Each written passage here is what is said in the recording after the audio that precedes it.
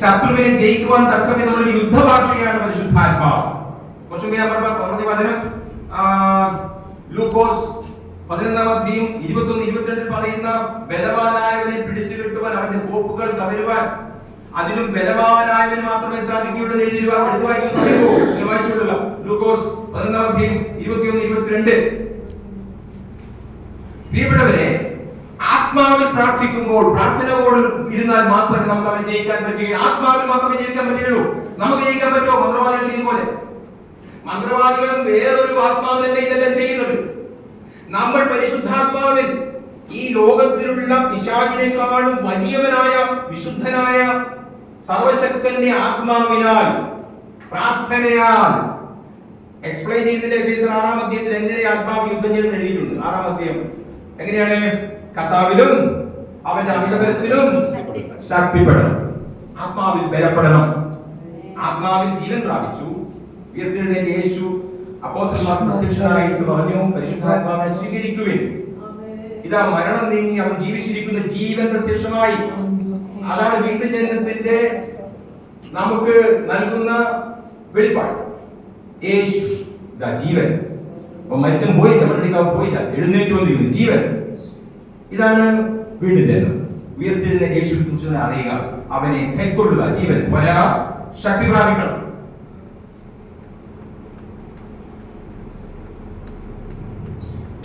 വേദപുസ്തകത്തിൽ പറയുന്ന ഒരുപാട് ഉദാഹരണങ്ങളുണ്ട്.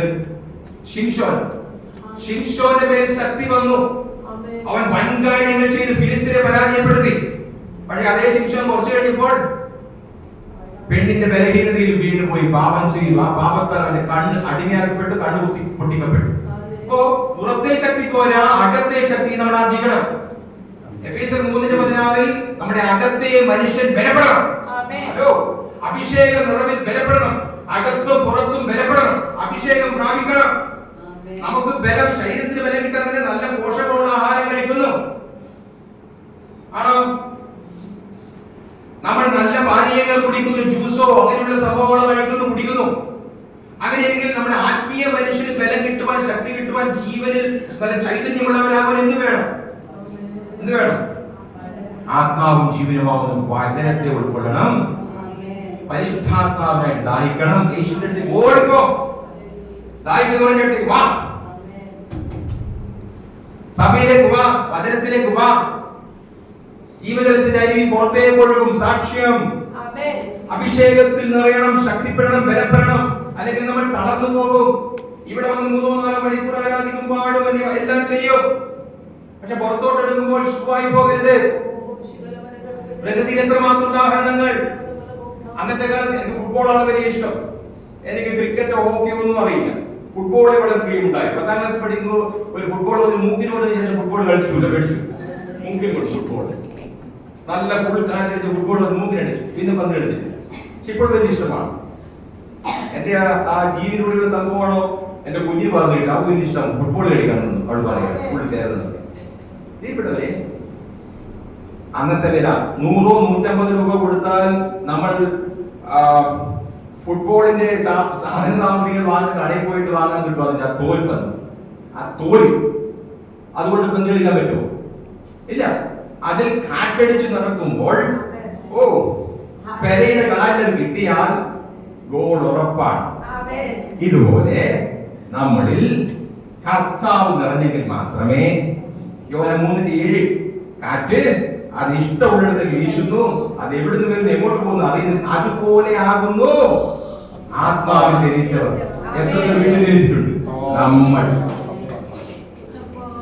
നിറയണം. ആത്മാവ് അകത്തെ മനുഷ്യൻ ബലപ്പെടണം, ശക്തിപ്പെടണം. ജീവനിലും ശക്തിയിലും നിറയണം. എങ്ങനെ പന്ത് കളിക്കണമെന്ന് നിയമാവലി അറിയണം, വചനപരിജ്ഞാനം ഉണ്ടാകണം. വെറുതെ നമ്മൾ ഇഷ്ടത്തിന് അടിച്ചുപോയി പോകാൻ പറ്റുമോ? ഇല്ല. നമ്മൾ വചനപരിജ്ഞാനമുള്ളവരാണ്. എങ്ങനെ ജീവിക്കണം സമൂഹത്തിൽ, എങ്ങനെ ഭാര്യയോട് പെരുമാറണം, എങ്ങനെ ഭർത്താവോട് പെരുമാറണം, എങ്ങനെ മക്കളോട് വേണം, എങ്ങനെ സമൂഹത്തിൽ ജീവിക്കണം, ഇതെല്ലാം പൊതു നന്മയ്ക്കുള്ളതാണെന്ന് എഴുതിയിരിക്കുകയാണ് വചനങ്ങൾ. നമ്മൾ എങ്ങനെ സാക്ഷിയാകണം, എങ്ങനെ ജീവിക്കണം എന്നുള്ള പരിജ്ഞാനമുള്ളവരാകണം. വചനപരിജ്ഞാനം തത്വം പഠിച്ചിട്ടുണ്ടായില്ല. ഇത് ബൈബിൾ കോളേജിൽ പഠിച്ച, തിയോളജി പഠിച്ചാൽ കിട്ടുന്ന പോലെ തത്വങ്ങൾ കൂടിയാണ്. അതുപോലെ ജീവൻ പ്രാപിക്കണം, ഇതിന് ജീവൻ ഉണ്ടാകണം, ഇത് വെളിപ്പെട്ട് കിട്ടണം. അപ്പോൾ നമുക്ക് സുന്ദരമായി, മനോഹരമായി, ഈസിയായി ക്രിസ്തീയ ജീവിതം ജീവിക്കുവാൻ സാധിക്കും. വചനപരിജ്ഞാനം, അഭിഷേക പരിജ്ഞാനം. ഹലോ, വെറുതെ ബൈഹാറ്റ് പഠിച്ച യോഹന്നാന്റെ 12 ദൈവം വെളിച്ചം വന്നു, ഞാൻ ലോകത്തിന് വെളിച്ചം, എന്നെ അനുഗ്രഹിക്കുന്നവൻ ഇരുട്ട് നടക്കാതെ വെളിച്ചം നടക്കുന്ന എഴുതിയവർ ബൈഹാറ്റ് പഠിച്ചുകൊണ്ടായില്ല. സകല മനുഷ്യൻ പ്രകാശിക്കുന്ന സത്യം പഠിച്ച ലോകത്തിൽ ഞാൻ ബൈഹാറ്റ് പഠിച്ചാണ്. യോഹന്നാൻ 1:9 അന്നേ പഠിച്ചാണ് ഈ വാക്യം. ഡിവൈൻ ധ്യാനത്തിൽ ധ്യാനത്തിൽ പോകുമ്പോഴേ പഠിച്ചതാണ് ഞാൻ. സകല മനുഷ്യൻ പ്രകാശിപ്പിക്കുന്ന യഥാർത്ഥ വെളിച്ചം അതിലെ സത്യം വെളിച്ചം സത്യമായ ദിവസത്തിൽ ഇങ്ങനെ ബൈഹാർട്ട് പഠിക്കുന്നതല്ല, നമ്മുടെ ഹാർട്ടിൽ തന്നെ അത് അഭിഷേകമായിട്ട് വരണം. ഉള്ളിൽ കിടന്നാൽ പോരാ. ഹലോ, നമ്മുടെ ഉള്ളിലുള്ള ആത്മാവിൽ അവിടെ കിടന്നാൽ പോരാ. നമ്മൾ എന്ന വ്യക്തി നമുക്കത് മനസ്സിലാവണം. മനസ്സ് ബുദ്ധി രൂപാന്തരപ്പെട്ട മനുഷ്യന് മനസ്സിലാവണം. ഇത് ബുദ്ധിക്ക് ഗ്രഹിക്കുവാനാകണം. അപ്പോൾ ഈസി ആയിട്ട് ക്രിസ്ത്യൻ ലൈഫ് വളരെ ഈസി ആയിട്ട് നമ്മളൊന്നും ചെയ്യേണ്ട, അവൻ ജീവിക്കുന്ന ജീവിതമായിട്ട് മാറും.